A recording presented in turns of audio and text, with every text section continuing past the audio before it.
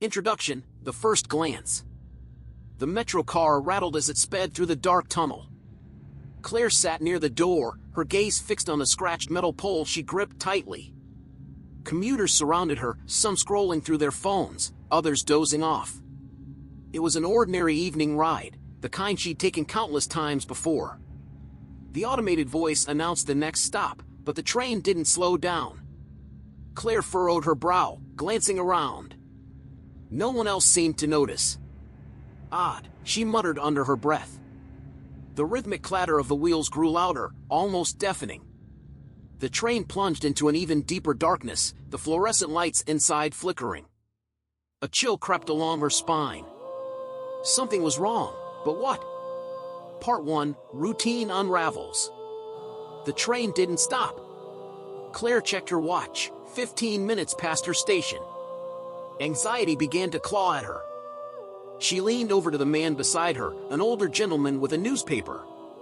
"Excuse me, do you know where this train is headed?" The man turned to her, his face blank, his eyes glassy. He didn't speak. He simply folded his newspaper and stared ahead. Claire recoiled slightly. Her pulse quickened. Others seemed equally oblivious, trapped in their own worlds. The train screeched, then jolted violently. Several people yelped as the lights flickered again. When they stabilized, Claire noticed something unsettling. The windows showed nothing but blackness. Part 2, Strangers in the Tunnel. The train finally slowed, grinding to a halt in the middle of the tunnel.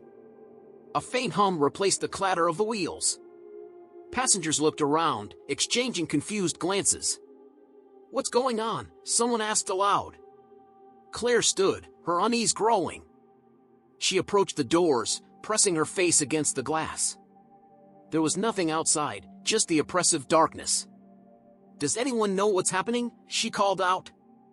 A man in a suit stood up, adjusting his tie. "Probably a delay. Nothing to worry about."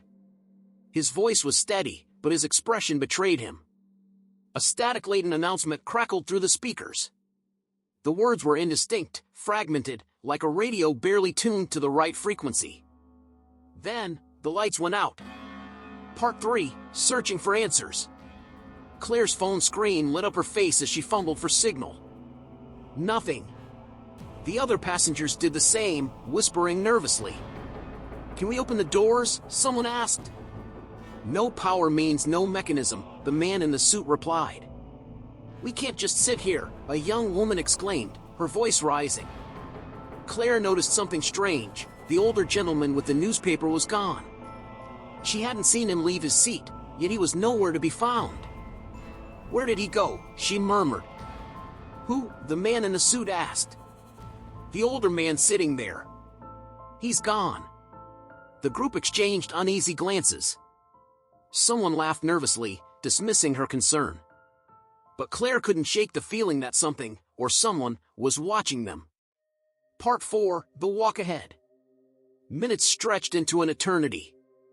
A few passengers decided to explore the tunnel, prying the doors open with surprising ease. Claire hesitated but eventually joined them, clutching her bag tightly. The air outside was damp and heavy. The dim emergency lights along the walls barely illuminated the path. "Stick together," the suited man said firmly. The group trudged forward, their footsteps echoing ominously. The young woman shone her phone's flashlight, revealing rusted walls streaked with strange, dark stains. "What is this place?" she whispered. The man shrugged. "Maintenance tunnel, maybe." But Claire felt otherwise.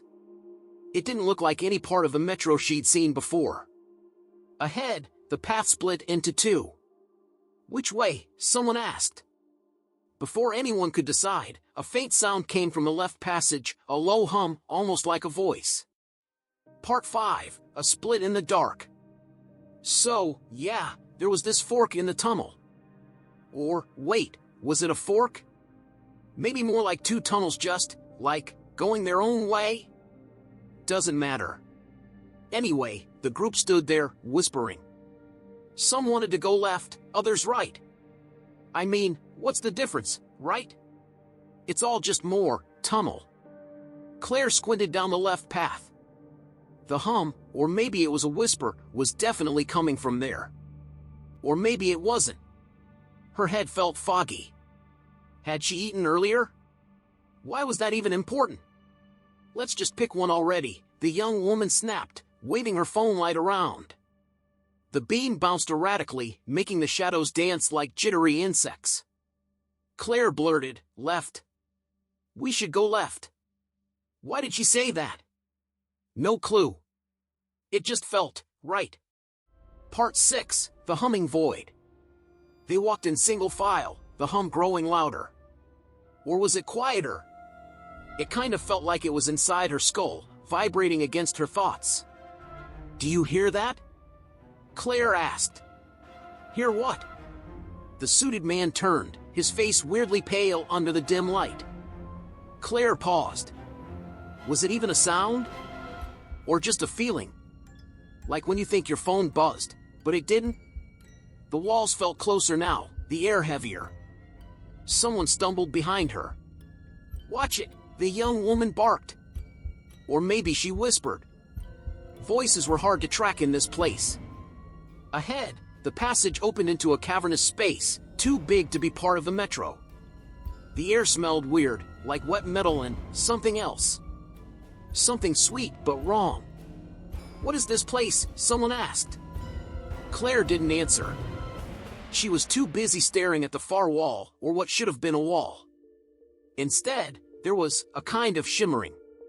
Like heat waves on asphalt. Part 7, Things Fall Apart. Okay, so this is where it gets weird. I mean, it was already weird, but now it's like, whatever. The shimmering thing? It wasn't just a wall. It was, like, moving. Breathing, maybe. "Do you see that?" Claire whispered. "See what?" the suited man asked, his tone way too calm. Why was he always so calm? She pointed, but her hand shook. Or was it his hand? No, it was hers. Definitely hers. The shimmering grew, stretching across the cavern, swallowing the light from their phones. "Let's go back," the young woman said, her voice cracking. "Yeah, sure," Claire mumbled, but her feet didn't move. The hum, remember the hum, was louder now. Almost like it was laughing. The suited man stepped closer to the shimmering thing, tilting his head like he was listening to something. "What are you doing?" Claire hissed. He turned to her, his face blank. No, not blank, empty. His eyes were gone. Part 8, Fractured Reflections. Claire stumbled back, her breath hitching in her throat. Wait, did she actually stumble, or just think about stumbling? Time felt slippery, like a wet bar of soap. The man with no eyes, or maybe it was his shadow, stood perfectly still, his face tilted toward the shimmering wall like he was admiring it. Admiring what? Nothing was there. Or maybe everything was there. Hey, snap out of it, the young woman hissed, grabbing Claire's arm. Her nails dug in, hard, grounding her in a way the tunnel couldn't. The hum twisted, almost like a melody now, winding into her ears, her brain. No, wait, it wasn't the hum. It was voices. Whispers. Familiar ones. You hear it too, right? Claire muttered, shaking her head like that would help. It's saying something. The young woman didn't answer. Her eyes were glued to the suited man, who had started walking, or gliding, toward the shimmering expanse. Stop him! Claire said. Or maybe she thought she said it. Everything felt muffled, like her words were wrapped in cotton. But no one moved. Part 9, The Missing Fragments. When the man reached the wall, if it was a wall, he just disappeared. Like, poof! Gone. Except he wasn't, because his screen lingered, stretching out long after he was out of sight. Did you see that? Claire asked, her voice shaking. Tell me you saw that. The young woman shook her head, muttering under her breath. Something about this not being real, about how none of this made sense. And yeah, it didn't. But here they were. Okay, Okay.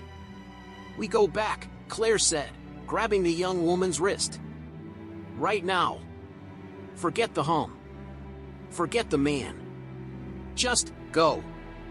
But the hum was everywhere now, pulsing through the walls, the floor, her teeth. The tunnel felt alive, tightening around them like a fist. Wait, the young woman said, stopping abruptly. She pointed to the ground. What is that? Claire looked down. A shadow. Her shadow. But it wasn't hers. It was moving, twisting in ways she wasn't. Oh, no. No, no, no, Claire whispered, her heart pounding. This isn't real. It's not real. Part 10, the final glimmer. The tunnel began to shift, the walls melting into something soft and organic. Not like flesh exactly, but close. Too close. Claire turned to the young woman, who was staring at her own shadow now, frozen. We have to move, Claire shouted. Or maybe she just thought she did. The shimmering thing, door, wall, grew brighter, pulsing like a heartbeat. The hum was deafening, a chorus of voices layered on top of each other, some laughing, others screaming. And then it stopped. Silence. Complete and total silence. Claire blinked. The tunnel was gone. She was standing in a bright, empty train car. The kind where the windows don't show anything outside, just blackness. Hello, she called out, her voice echoing in the emptiness. No one answered. She sat down on one of the cold, metal benches, her head spinning. Maybe it was all a dream. Maybe she'd wake up in her bed, safe and sound. But then the train jolted, and the doors opened. A familiar figure stepped inside, a man in a suit. He had no eyes. And behind him, the shimmering wall. Epilogue, circles in the dark. I don't know why I keep thinking about that woman on the platform. Maybe it's her eyes, cold, like glass, but alive, watching me when I wasn't even watching myself. Or maybe it's because she felt familiar. Like she knew something about me that I've forgotten. You ever have those moments where you catch yourself in a memory that doesn't belong to you? Like a dream you never dreamt but somehow lived? That's what the tunnels feel like now. Every station looks the same. Every face I pass could have been on the train, or off it. But I can't tell anymore. It's like I'm trapped in someone else's story. The news said the crash never happened. Official reports, interviews, the whole PR circus, all tied up in a neat bow. No fatalities. No anomalies. Just a routine signal failure they'll fix next quarter. But every time I close my eyes, I hear the grinding metal and that damned laugh, her laugh, echoing through the tunnels like it's mocking me. I don't take the subway anymore. I walk. Rain, snow, whatever, it doesn't matter.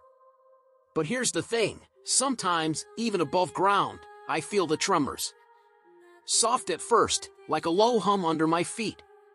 And I swear, if I stand still long enough, I can hear the distant screech of brakes, coming from nowhere and everywhere. I think about going back down there. Just to check.